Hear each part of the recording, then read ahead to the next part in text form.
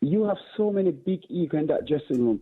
And if you can't take the all 23 of them and put them together and let they work for you, then it's not going to work. And it's plain to see that Mikel Arteta is not getting the best out of the team. You cannot tell me that Aubameyang, because the second highest scorer year before, last season he was the highest scored player for us, and you're going to tell me that all of a sudden he's regressing because of the manager is not getting the best out of him. Look at Lacazette. He keep on letting Lacazette drop in deep. You will never get nothing out of Lacazette if he drop that deep in a game. He doesn't play the player in the right position. Today, he plays Xhaka at left back. I think what I'll say, Keane, is that in terms of Arteta and the manager, is I think when Arsenal were looking for a manager, there was two managers that were kind of up for grabs. It was Arteta was one and Ancelotti. Now, I always said, and I openly said it, I thought Ancelotti should have been the one to go to Arsenal and Arteta to go to Everton. Obviously, it didn't work out that way. Arteta comes to Arsenal. And I think the early signs, I think all Arsenal fans, the early signs were really, really good in terms of look how quickly he picked up a trophy. Yes, this season has been really inconsistent. But I don't want to see Arsenal turn into a club where they just keep sacking managers, bringing one in, sacking managers, bringing one in. At some stage, you've got to give someone a little bit of time. But you have to remember, it's not working. Mikel Arteta had the opportunity last season to finish in the top four, and he finished 8th. So that alone tell you, don't use the FA Cup, which is a one-off game. They wasn't playing any football because of the pandemic situation. He went in there, he played a type of game to drop deep, and he beat Manchester City. He went and beat Chelsea in the final in penalty shootout. That doesn't say anything. Look at this season.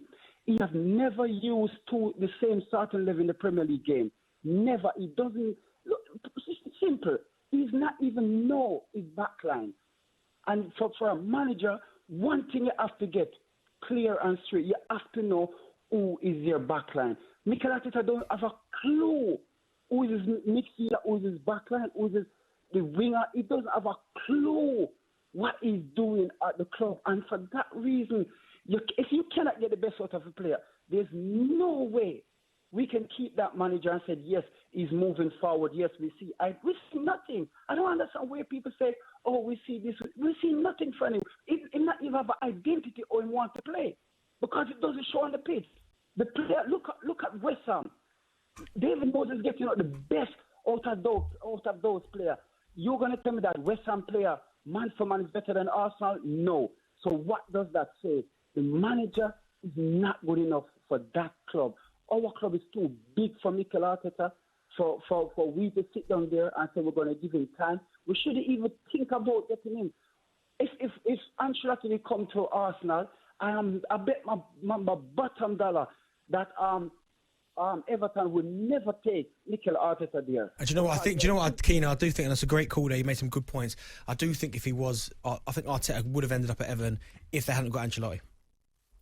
Well, I think Ancelotti probably should have ended up at Arsenal. He should have done, yeah. Bearing in mind that both managers were available at the same time, and that to me smacks of Arsenal taking the cheap option. But he mentioned West Ham there and what David Moyes is doing. And do you know what? I think in some ways, West Ham's lofty position in the table is leaving people like Mikel Arteta and maybe even Jose Mourinho a bit red-faced. For West Ham, who have got a minuscule scouting department, by the way, a very tiny recruitment department compared to, what goes on at clubs like Tottenham and Arsenal. For West Ham, with a manager like David Moyes, who was derided after what happened at Manchester United, after his spell in Spain, after relegation with Sunderland, for him to be looking down on Tottenham and Arsenal, even Everton with the money that they've spent under Carlo Ancelotti, and at this stage Liverpool and Chelsea as well, that is embarrassing for those clubs. And I'm not taking anything away from West Ham. I tweeted last weekend that they are one of the genuine feel-good stories of this season. It's wonderful what they're doing, and David Moyes described them before this game today as a band of brothers. I think that's a perfect description. Jesse Lingard is playing like Lionel Messi. But if they finish above, well, they're going to finish above Arsenal. If they finish above Tottenham, if they finish above Chelsea, I think there's going to be serious questions asked in those boardrooms, and it just highlights the failings of those respective managers, in my opinion.